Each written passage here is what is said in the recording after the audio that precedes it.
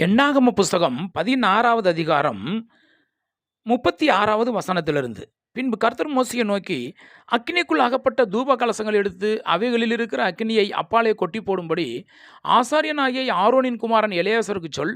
அந்த தூப கலசங்கள் பரிசுத்தமாயின. தங்கள் ஆத்துமாக்களுக்கே கேடுண்டாக்கின அந்த பாவிகளின் தூப கலசங்களை பலிபீடத்தை மூடத்தக்க தட்டையான தகடுகளாய் அடிக்க கடவர்கள். அவர்கள் கர்த்தருடைய சந்நிதியில் அவைகளை கொண்டு வந்ததினால் அவைகள் பரிசுத்தமாயின. அவைகள் இஸ்ரவேல் புத்திரருக்கு ஒரு அடையாளமாய் இருக்கும் என்றார்.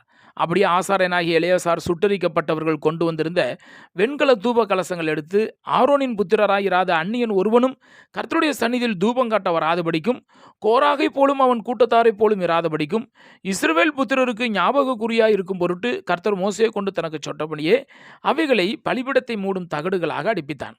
மறுநாளில் இஸ்ரவேல் புத்திரரின் சபையார் எல்லாரும் மோசேக்கும் ஆரோனுக்கும் விரோதமாக முறுமுறுத்து, நீங்கள் கர்த்தரின் ஜனங்களை கொன்று போட்டீர்கள் என்றார்கள்.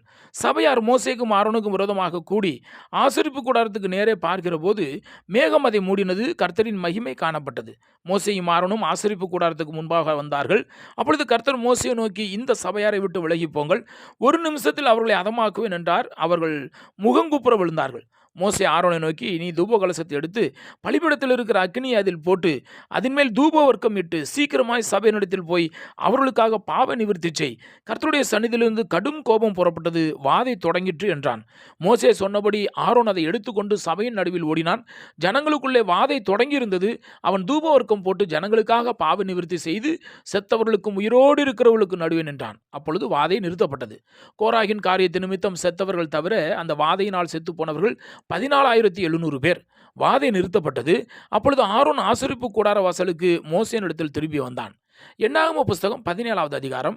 பின்பு கர்த்தர் மோசேயை நோக்கி, நீ இஸ்ரவேல் புத்திரருடைய பேசி அவர்கள் பிதாக்களின் வம்சங்களாகிய ஒவ்வொரு வம்சத்தினுடைய பிரபுவனிடத்தில் ஒவ்வொரு கோலாக 12 கோலை வாங்கி அவனவன் கோலில் அவனவன் பேரை எழுதுவாயாக. லேவியினுடைய கோலின் மேல் ஆரோனின் பேரை எழுத கடவாய். அவர்களுடைய பிதாக்களின் ஒவ்வொரு வம்ச தலைவனுக்காகவும் ஒவ்வொரு கோல் இருக்க வேண்டும். அவைகளை ஆசரிப்பு கூடாரத்தில் நான் உங்களை சந்திக்கும் ஸ்தானமாகிய சாட்சி பெட்டிக்கு முன்னே வைக்க கடவாய். அப்பொழுது நான் தெரிந்து கொள்ளுகிறவனுடைய கோல் துளிர்க்கும். இப்படி இஸ்ரவேல் புத்திரர் உங்களுக்கு விரோதமாக முறுமுறுக்கிற அவர்கள் முறுமுறுப்பை என்னை விட்டு ஒளிய பண்ணுவேன் என்றார். இதை மோசே இஸ்ரவேல் புத்திரரிடையே சொன்னான். அப்பொழுது அவர்களுடைய பிரபுக்கள் எல்லாரும் தங்கள் பிதாக்களுடைய வம்சத்தினுடைய ஒவ்வொரு பிரபுவுக்கு ஒவ்வொரு கோலாக 12 கோல்களை அவனிடத்தில் கொடுத்தார்கள். ஆரோனின் கோலும் அவர்களுடைய கோல்களுடனே இருந்தது. அந்த கோல்களை மோசே சாட்சியின் கூடாரத்திலே கர்த்தருடைய சமூகத்தில் வைத்தான். மறுநாள் மோசே சாட்சியின் கூடாரத்துக்குள் பிரவேசித்த போது, இதோ லேவியின் குடும்பத்தாருக்கு இருந்த ஆரோனின் கோல் துளிர்த்திருந்தது.